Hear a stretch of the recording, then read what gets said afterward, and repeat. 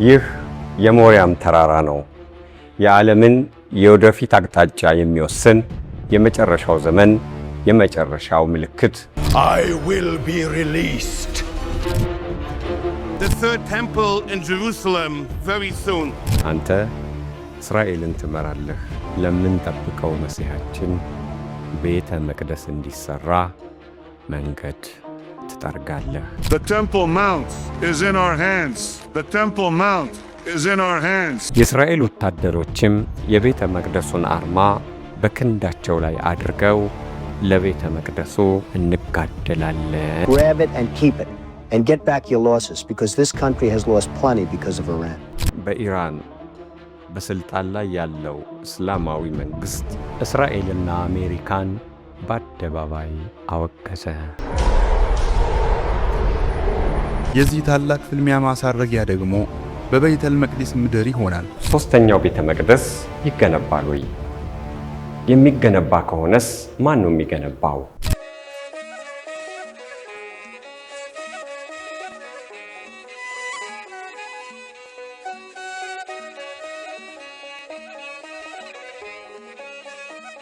በስመ አብ ወወልድ ወመንፈስ ቅዱስ አሐዱ አምላክ አሜን። እንደምን ከረማችሁ የወርቅ ዘንግ ሚዲያ ተከታታዮች። ከምጥቀት በላይ ከጥልቀት በታች ያለውን ተፈጥሮ ፈጥሮ መርምሮ የሚገዛ ልዑል እግዚአብሔር እንደ መለኮቱ አምላክ እንደ ቸርነቱ አባት ነውና እድሜ ለንስሐ ስለሚሰጠን ክብር ምስጋና ይድረሰው። ህትምት በድንግልና ስርኩት በቅድስና ፀሐየ ጽድቅ ኢየሱስ ክርስቶስን የወለደችልን የአብ ቃል ማደሪያ የእናታችን የቅድስት ድንግል ማርያም ረድኤቷ በረከቷ ከሁላችን ጋር ይሁን።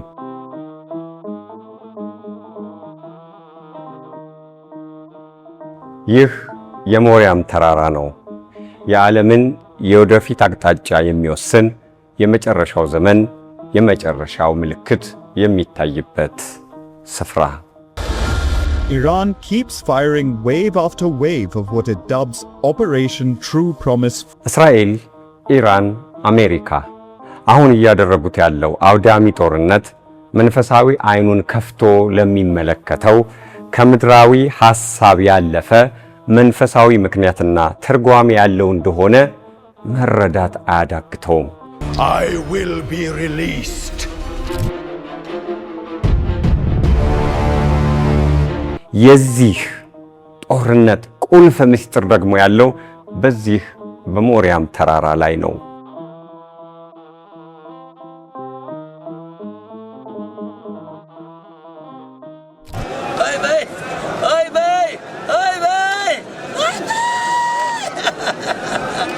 እግዚአብሔር ሆይ መቅደሳችንን መልስልን እያሉ የሚያለቅሱት አይሁዳውያን ቤተ መቅደሱን ለመገንባት ተቃርበናል እያሉ ነው። The third temple in Jerusalem very soon.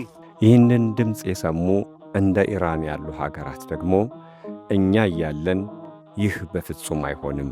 And the Temple Mount has been in Muslim hands, the holiest place on earth. ነቢዩ መሐመድ የመጀመሪያውን ሰላት ባቀረቡበትና ወደ ሰማይ ባረጉበት በዚህ ስፍራ የተገነባው መስጊድ አይፈርስም የሚል እምነት አላቸው። But the Prophet Muhammad didn't drive. According to Muslim tradition, he made the journey from Mecca to Jerusalem in a single night. አላስቃ ዘብህነን ጠባቂነን ብለው ራሳቸውን ሾመው የመከላከል ዘመቻ አውጀዋል።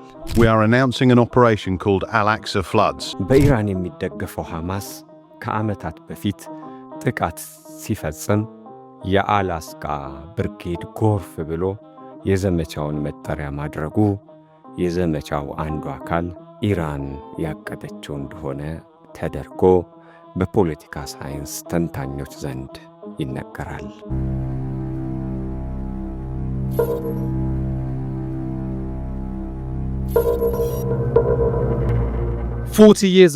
ከዛሬ 40 ዓመት በፊት እንሂድና አንድ ታሪክ እናንሳ፣ ለሐሳባችን መንደርደሪያ የሚሆን። የአሁኑ ጠቅላይ ሚኒስትር በተባበሩት መንግስታት የእስራኤል አምባሳደር ሆነው ተሹሞ በነበረበት ወቅት አንድ የአይሁድ መሪ አባት እንዲህ አሏቸው። አንተ እስራኤልን ትመራለህ፣ ለምንጠብቀው መሲሐችን ቤተ መቅደስ እንዲሠራ መንገድ ትጠርጋለህ። እሳቸውም ጠቅላይ ሚኒስትር ከሆኑ በኋላ ከ40 ዓመት በኋላ በአደባባይ እንዲህ አሉ። The Temple Mount is in our hands. The Temple Mount is in our hands. በኢየሩሳሌም ዳዊት ቤተ መንግሥት ገንብቶበታል። ልጁ ሶሎሞን ቤተ መቅደስ አንጾበታል። ከባቢሎን ምርኮ በኋላ የፈረሰው ቤተ መቅደስ እንደገና ተገንብቶበታል። ስለዚህ ኢየሩሳሌም በእጃችን ናት፣ ቤተ መቅደሱን እንገነባዋለን ብለው አዋጅ አስነገሩ።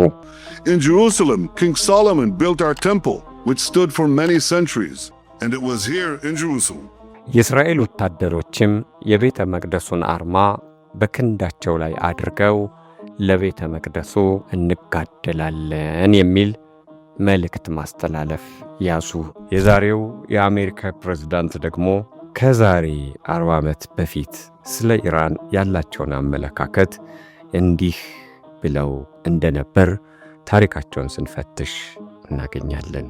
And get back your losses, because this country has lost plenty because of Iran. ፕሬዝዳንቱም በአሜሪካ ሕዝብ ከተመረጡ በኋላ በእስራኤል ሄደው ቤተ መቅደሱ እንደሚሠራ ሲታወጅ እሳቸውም ስምምነታቸውን ገልጠው ነበረ። President Trump, for what he has done for Jerusalem and for the Jewish people. እንደገናም ደግሞ ከዛሬ 47 ዓመት በፊት ወዳጅ የነበሩት እስራኤልና ኢራን በጠላትነት መታየት ጀመሩ። አሁን በኢራን በስልጣን ላይ ያለው እስላማዊ መንግስት እስራኤልና አሜሪካን በአደባባይ አወገዘ።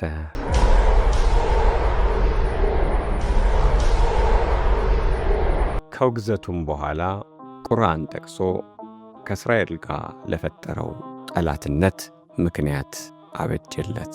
ስለ በኒ እስራኤሎች እንዲህ ሲል በመጽሐፉ አሊያም በተውራት ላይ ደንግጓል።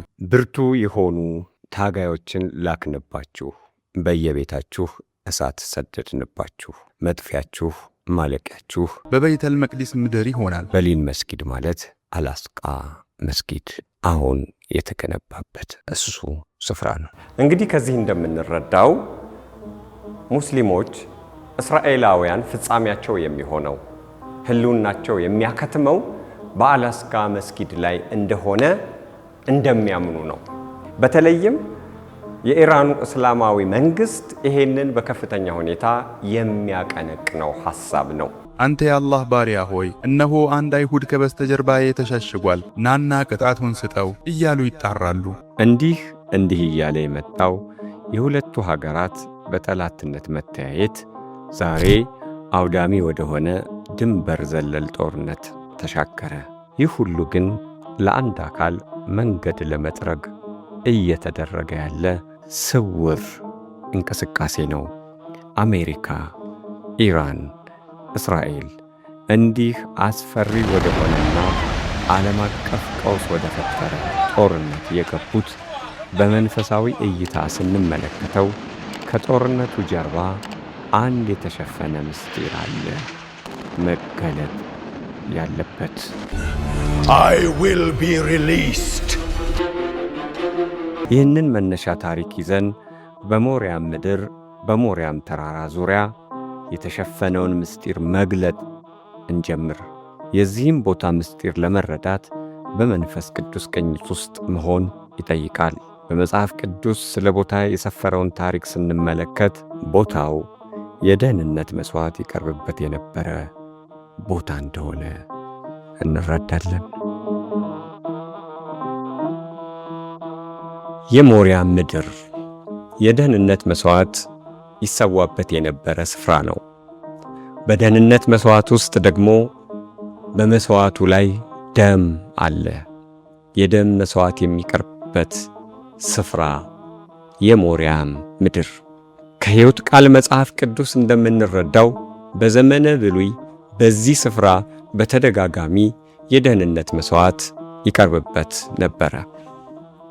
ጥቂት ምሳሌዎችን ብናነሳ፣ አንደኛ በሞሪያም ምድር የአብርሃምና የይስሐቅ የመታዘዝና በእምነት የመጽናት አስደናቂ ታሪክ ተጽፎበት የሚገኝም ስፍራ ነው።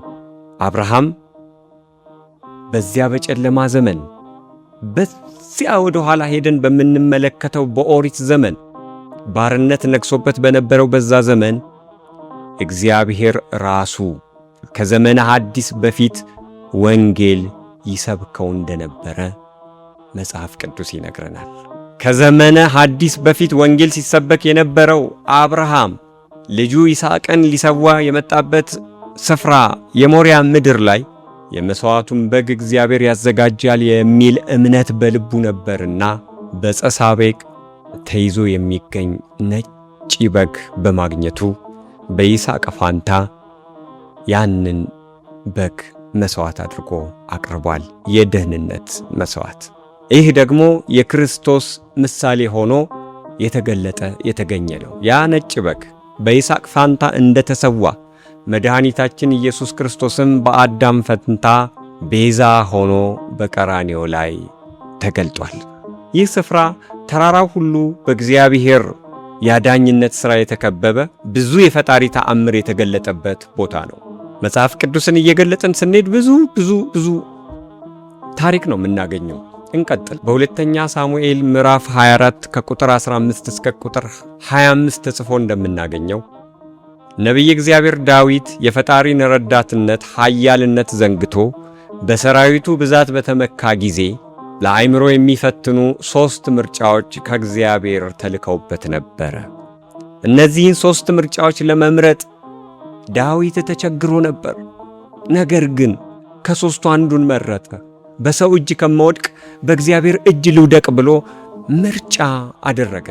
እግዚአብሔርም ሊያስተምረው ስለፈለገ በኢየሩሳሌም የእግዚአብሔር የቁጣ በትር ተገለጠ።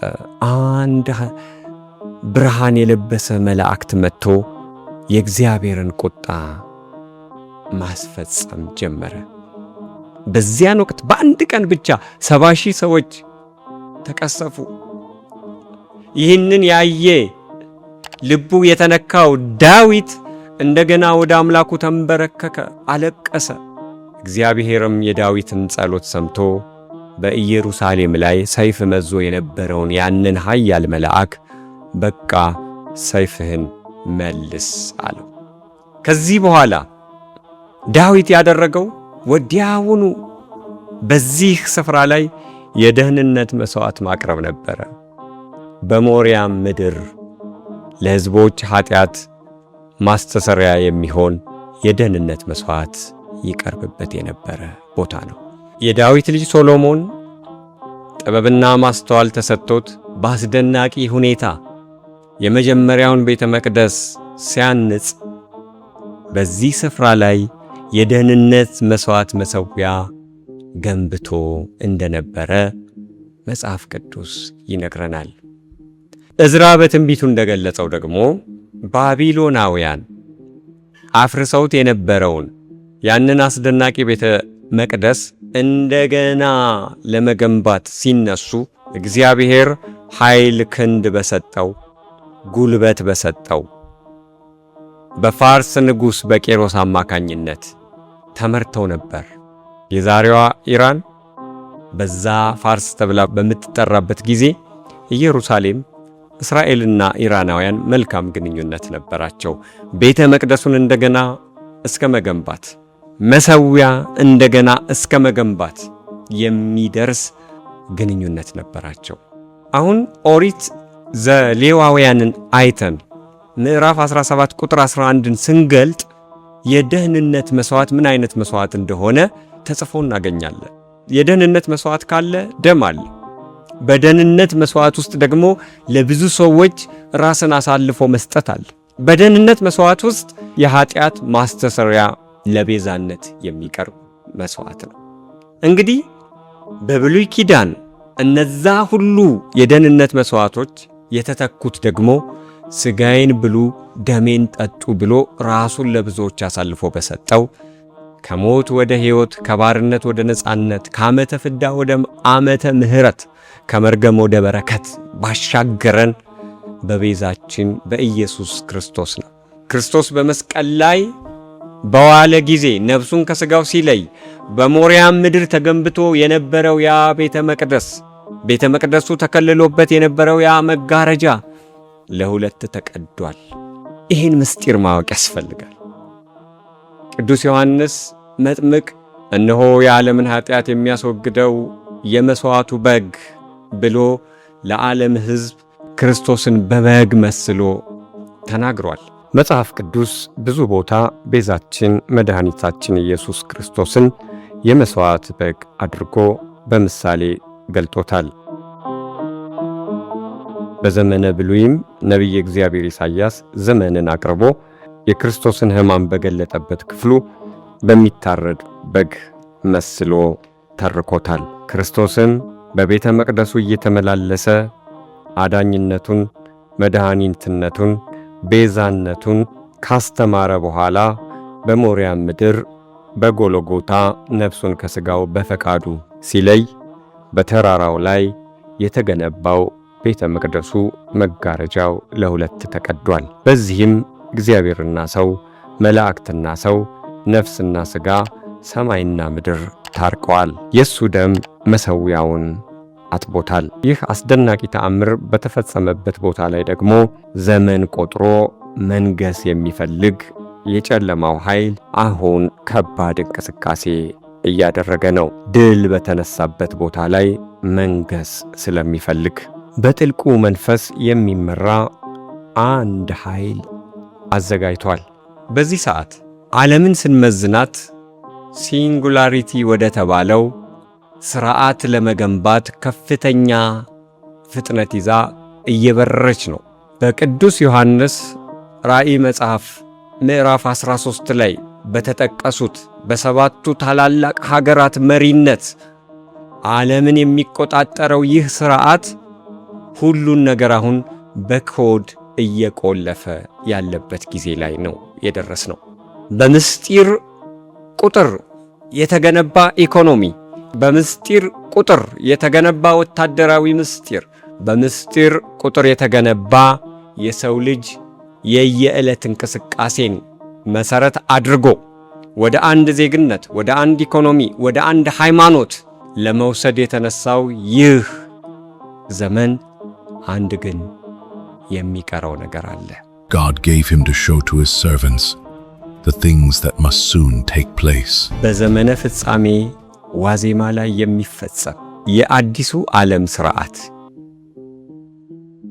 በመጀመሪያ ደረጃ ሰባቱን ኃጢአቶች በምድር ላይ እንዲሰፍኑ ያደርጋል። መገዳደልን፣ ሰዶማዊ ግብርን፣ ዘረኝነትን፣ ቅጥ ያጣ አምላክን የሚያስክድ ምርምርን፣ የእግዚአብሔር ሕግን መካድ፣ ፈሪሃ እግዚአብሔርን ማሳጣት፣ እነዚህን እያለማመደና በምድር ላይ እያሰፈነ ይቆያል። ግን አንድ ነገር ይቀራል። ሰዎችን በጦርነት ውስጥ ዘፍቆ ሰላምን ተናፋቂ ያደረጋት፣ በኃጢአት ጽዋ ምድርን ያረከሳት ይህ ዘመን አንድ ነገር ግን ይቀረዋል። የሥርዓቱ መሪ ሐሳዊ መሲህ በይፋ የሚገለጥበት ጊዜ ነው የቀረው። እኔ እግዚአብሔር ነኝ ብሎ ሕዝብን በተአምር እያሳተ የሚመጣው ሐሳዊ መሲህ በይፋ የሚገለጠው ደግሞ በሞሪያም ምድር ነው። ለዚህም ነው አላስቃ መስጊድ የትኩረት ማዕከል ነው እያልን የምንናገረው። መስጊዱን በቆመበት ስፍራ በመጽሐፍ ቅዱስ ብዙ ታሪክ ያለው ነው። እኔ ክርስቶስ ነኝ ብሎ ሌላ ወንጌል እየገለጠ በሌላ መንፈስ እየተመራ የሚመጣ ሐሰተኛ መንፈስ ብዙዎችን ያስታል፣ በተአምር የተሞላ ነውና ሲገለጥ የመጨረሻው ዘመን ዋዜማ ምልክት እንደሆነ መጽሐፍ ቅዱስ ደግሞ በቅዱስ ጳውሎስ መልእክት በሁለተኛ ተሰሎንቄ ላይ አስፍሮት እናገኘዋለን። ይህ ሐሳዊ መሲህ የሚገለጥበትን ቦታ በግልጽ ነግሮናል። ተአምር እየሰራ እኔ ኢየሱስ ነኝ እያለ እኔ እግዚአብሔር ነኝ እያለ አምልኮ እየተቀበለ በታላላቅ ሀገራት ላይ የሚነግሰው ይህ ሐሳዊ መሲህ የሚገለጠው በሞሪያም ምድር አሁን መስጊዱ ባለበት ቦታ ላይ ነው። እናስተውል።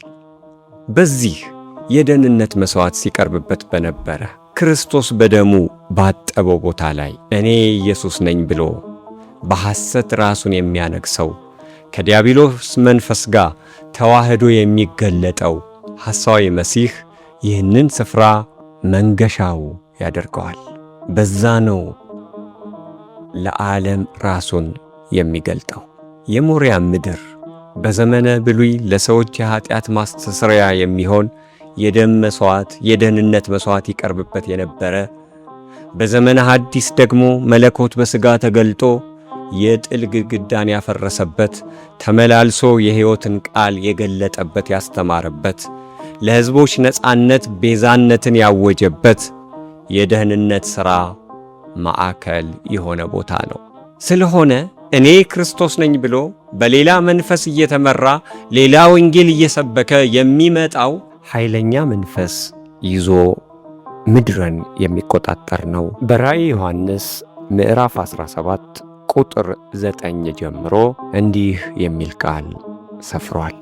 ጥበብ ያለው በዚህ ነው ይላል መጽሐፍ ቅዱስ።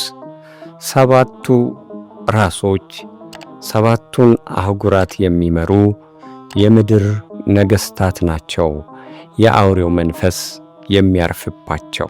በምድር ላይ ልዩ ሥርዓት ይዞ የሚመጣው፣ አንድ ዜግነት ለማስፈን የሚመጣው፣ አንድ ሃይማኖት ለመመስረት የሚመጣው፣ ከጥልቁ ጉድጓድ መንፈስ የሚቀዳው ሐሳዊ መሲህ የሚገለጠው ደግሞ በሞሪያም ተራራ ቀደም ባለው ጊዜ ቤተ መቅደሱ ተገንብቶበት በነበረበት፣ ዛሬ ደግሞ መስጊድ በቆመበት ስፍራ ላይ ነው። ቅዱስ ጳውሎስ እኔ እግዚአብሔር ነኝ ብሎ በእግዚአብሔር ቤተ መቅደስ እስኪቀመጥ ድረስ አሳቹ እሱ ሲመጣ ምጽአት ደረሰ ብላችሁ እንዳትደነግጡ ብሎ ነግሮናልና። ሦስተኛው ቤተ መቅደስ ይገነባል ወይ? የሚገነባ ከሆነስ ማን ነው የሚገነባው? አይሁዳውያን አሁን ባላቸው አቋም የሚገነቡት ቤተ መቅደስ የእግዚአብሔር ቤተ መቅደስ ሊባል ይችላል ወይ? መጽሐፍ ቅዱስ ስለዚህ ምን ይላል? አሁን በሞሪያም ምድር በሞሪያም ተራራ ላይ ቆሞ የምናገኘው አላስቃ መስጊድስ መጨረሻው ምን ይሆን? እነዚህን ጥያቄዎች መመለስ የግድ ያስፈልጋል።